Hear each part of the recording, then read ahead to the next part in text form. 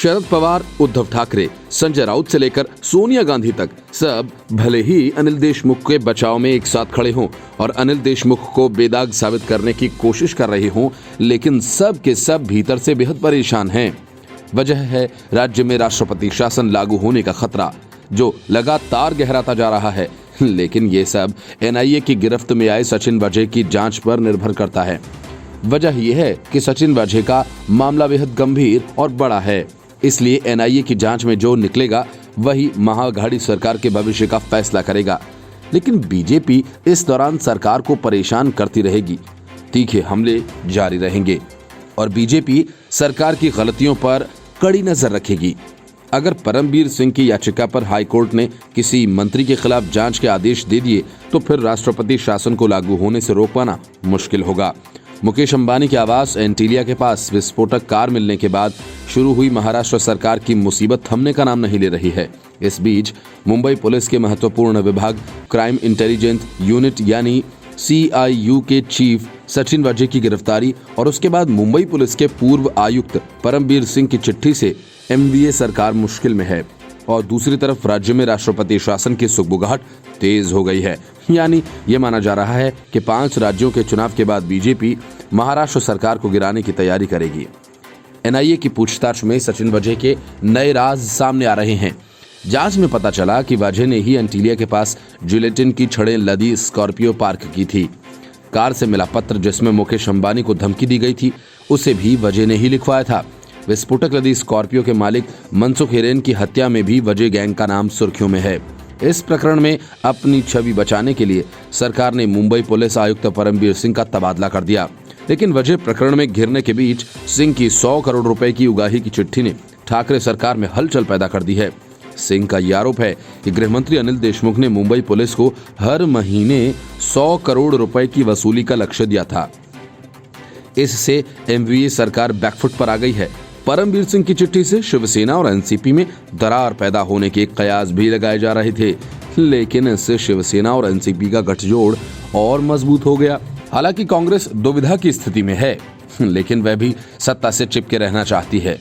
जानकारों का ये कहना है कि पूर्ण बहुमत वाली सरकार को अस्थिर करना मुश्किल है, लेकिन आने वाले दिनों में सरकार के घटक दलों के अंदर ही असंतोष की भावना बढ़ाने की कोशिश हो सकती है। बीजेपी चाहेगी कि MVA सरकार के अंदर संकट पैदा हो जाए, जिससे उनका राजनीतिक मकसद पूरा हो सके।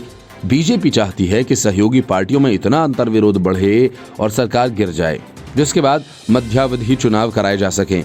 धारा 356 को लेकर डॉक्टर भीमराव अंबेडकर ने कहा था कि यह लागू नहीं होगा, लेकिन देश में सबसे ज्यादा इसी का दुरुपयोग हुआ। अब तक 125 बार राज्यों में राष्ट्रपति शासन लगाया जा चुका है।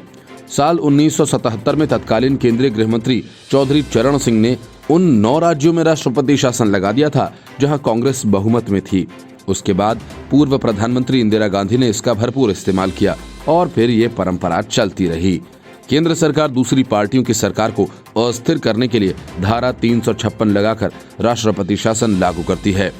Report news of India. 106 दिनों तक तिहाड़ की हवा खा चुके पी चिदम्बरम और उनके बेटे कार्ति चिदम्बरम के खिलाफ प्रवर्तन निदेशालय यानी ईडी ने अदालत में चार्जशीट दाखिल कर दी है। चार्जशीट में ईडी ने बताया कि कैसे चिदम्बरम ने 65 करोड़ की संपत्ति का उपयोग मनी लॉन्ड्रिंग के लिए किया और कैसे आईएनएक्स मीडिया से मिली 6 करोड़ 50 लाख की प्राइवेट लिमिटेड कंपनी का उपयोग किया गया और कैसे आईएनएक्स मीडिया से मिली 6 करोड़ 50 लाख की अवैध कमाई कुछ ही महीने में 65 करोड़ की हो गई। इस काम के लिए advantage strategic consultancy private limited नामक कंपनी का उपयोग किया गया। ये कंपनी कार्ति चिदम्बरम की थी। ईडी की चार्जशीट के अनुसार ASCPL ने आईएनएक्स मीडिया को सेवा देने के नाम पर फर्जी बिल तैयार कराए और उससे अवैध आय अर्जित की। आईएनएक्स समूह से प्राप्त आय से 1 करोड़ 50 लाख रुपए का उपयोग करते हुए वासन हेल्थ केयर के 1.5 लाख शेयर्स खरीदे गए। बाद में ASCPL ने 30,000 शेयर्स एक दूसरी कंपनी को 22 करोड़ 20 लाख रुपए में बेच दिए। इसके अलावा 36,245 शेयर्स वासन मेडिकल को 18 करोड़ 60 लाख रुपए में बेच दिए गए। ASCPL ने AGS हेल्थ केयर के 11 करोड़ रुपए के शेयर्स खरीदे, जो बाद में 29 करोड़ 40 लाख रुपए में बेच दिए गए। विशेष अदालत ने ईडी की चार्जशीट पर संज्ञान लेते हुए 7 अप्रैल को चिदम्बरम समेत अन्य सभी आरोपियों को कोर्ट के सामने हाजिर होने का आदेश दिया है। चिदंबरम के विरुद्ध यह आरोप भी है कि उन्होंने आईएनएक्स के प्रमोटर्स से अपने बेटे के व्यापार हितों को सुनिश्चित करने की बात कही। जांच एजेंसी ने यह भी कहा कि चिदंबरम मनी लॉन्ड्रिंग में अपने बेटे कार्ति के साथ सक्रिय रूप से शामिल रहे। आईएनएक्स मीडिया केस मीडिया समूह को विदेशी फंडिंग प्राप्त करने के लिए दी गई क्लियरेंस से संबंधित है। 2007 में चिदंबरम के वित्त मंत्री रहते हुए आईएनएक्स मीडिया समूह ने 305 करोड़ रुपए की विदेशी फंडिंग प्राप्त की थी, जिसके लिए foreign investment promotion board clearance में धांधली भी की गई थी। 2008 में पीटर मुखर्जी और इंद्राणी मुखर्जी कार्ति से दिल्ली के हयात होटल में मिले थे और उससे FIPB अप्रूवल के विषय में चर्चा की थी। ईडी के मुताबिक कार्ति ने इस मुद्दे को सुलझाने के लिए $1 मिलियन की मांग की और अपने वित्त मंत्री पिता के पर्याप्त प्रभाव का हवाला दिया। ईडी की चार्जशीट में कुछ ईमेल्स का जिक्र किया गया। इनके अनुसार कार्ति कभी भी अपने द्वारा चलाई जाने वाली कंपनीज से अवैध आय प्राप्त नहीं करता था। इसके स्थान पर ये कंपनियां उसके विश्वसनीय चलाया करते थे। इसके अलावा ASCPL से जुड़े मामलों में कार्ति अपने पिता से सलाह लेता था। Bureau report, news of India. Gandhi Vadra की मेहमान नवाजी का अंत आखिर हो ही गया और सुप्रीम कोर्ट ने मुख्तार अंसारी को यूपी ट्रांसफर करने का आदेश दे दिया। यूपी के कई मामलों में वांछित बाहुबली मुख्तार अंसारी को बचाने के लिए प्रियंका वाड्रा ने तमाम कोशिशें की। उसे पंजाब में दर्ज एक मामले के तहत रोपड़ जेल में रखा गया, लेकिन पंजाब सरकार का इरादा मुख्तार अंसारी को सजा दिलवाने का नहीं, सीएम योगी की पुलिस से बचाना था। जिस विधायक कृष्णानंद राय की हत्या के मामले में अदालत में पेश उसे किया जाना था, लेकिन तमाम कोशिशों के बावजूद पंजाब सरकार तरह तरह के बहाने बनाती रही। अंत में मामला सुप्रीम कोर्ट पहुंचा और अब जाकर यह फैसला हो पाया कि असल में यूपी में कांग्रेस को नया जीवन देने का रास्ता प्रियंका वाड्रा को मुख्तार अंसारी के करीब दिखा, इसलिए पूरी की पूरी कांग्रेस उसे बचाने में जुट गई। इतना ही नहीं, मुख्तार अंसारी के इनामी बेटे की शादी राजस्थान में पूरी सुरक्षा के साथ करवाई गई। कृष्णानंद राय की पत्नी अलका राय ने कांग्रेस और प्रियंका वाड्रा पर मुख्तार अंसारी को बचाने की कोशिश करने का आरोप लगाया था। अलका राय ने मुख्तार अंसारी को यूपी भेजने के फैसले को लेकर सुप्रीम कोर्ट का धन्यवाद किया। अलका राय ने कहा कि सुप्रीम कोर्ट ने जो आदेश दिया है, धन्यवाद देना चाहूंगी। पंजाब में कांग्रेस की सरकार है और वह मुख्तार अंसारी पर मेहरबान थी, इसलिए नहीं भेज रही थी। मैंने प्रियंका को 3 बार पत्र लिखा, लेकिन उन्होंने जवाब तक नहीं दिया। अब न्यायालय पर मुझे पूरा भरोसा है कि जल्द ही मुझे न्याय मिलेगा। इसके पहले अलका राय ने एक वीडियो जारी कर कहा था कि यूपी की बीजेपी सरकार ने याचिका दायर की थी कि मुख्तार अंसारी को पंजाब की जेल से यूपी लाया जाए। इसका नोटिस लेकर गाजीपुर पुलिस गई थी, लेकिन पंजाब के अधिकारियों ने इसे स्वीकार नहीं किया। कैप्टन अमरिंदर सिंह की सरकार और प्रियंका गांधी से निवेदन करना चाहूंगी कि ऐसे खूंखार अपराधियों को बचाने की कोशिश न की जाए, उनको वहां से भेजा जाए ताकि कोर्ट में जो मुकदमा चल रहा है उसमें न्याय मिल सके। इससे पहले रोपड़ जेल से मुख्तार अंसारी को उत्तर प्रदेश लाने के लिए पुलिस को बैरंग वापस लौटना पड़ा था, लेकिन स्वास्थ्य का हवाला देते हुए पंजाब पुलिस ने मुख्तार अंसारी को उत्तर प्रदेश भेजने से मना कर दिया था।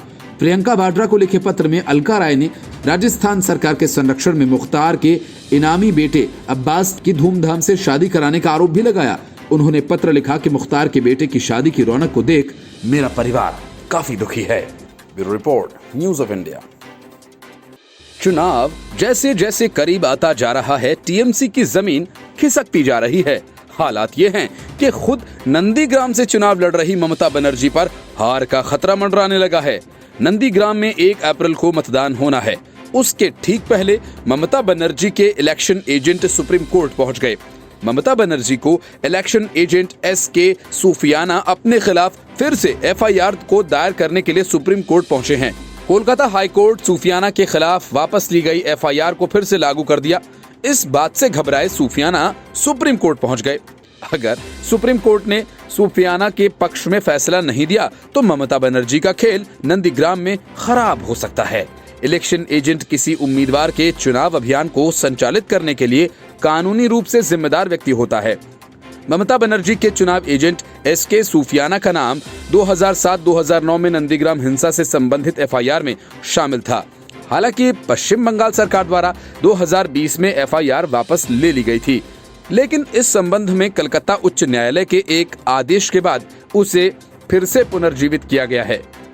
SK सूफियाना के वकील विकास सिंह ने मुख्य न्यायाधीश की अगुवाई वाली पीठ से कहा कि एफआईआर में उनके मुवक्किल की जनप्रतिनिधित्व अधिनियम के तहत एक चुनाव एजेंट के रूप में एफआईआर में कार्यों का निर्वहन करने की क्षमता रोकती है। इसलिए इस मामले में तत्काल सुनवाई की आवश्यकता है। Chief justice एस.ए. बोबडे ने कहा कि राजनीतिक प्रतिद्वंदिता में कुछ भी हो सकता है। हम इसे छुट्टियों के बाद यानी सोमवार को सुन सकते हैं। लेकिन विकास सिंह का तर्क था कि नंदीग्राम में 1 अप्रैल को चुनाव होना है। जवाब में सीजेआई ने कहा, मैं देखूंगा, हम आपको छुट्टियों में एक स्पेशल बेंच दे सकते हैं। वहीं मामले पर बीजेपी नेता कैलाश विजयवर्गीय ने कहा था कि पश्चिम बंगाल में ममता बनर्जी को बेदाग चुनाव एजेंट तक नहीं मिले।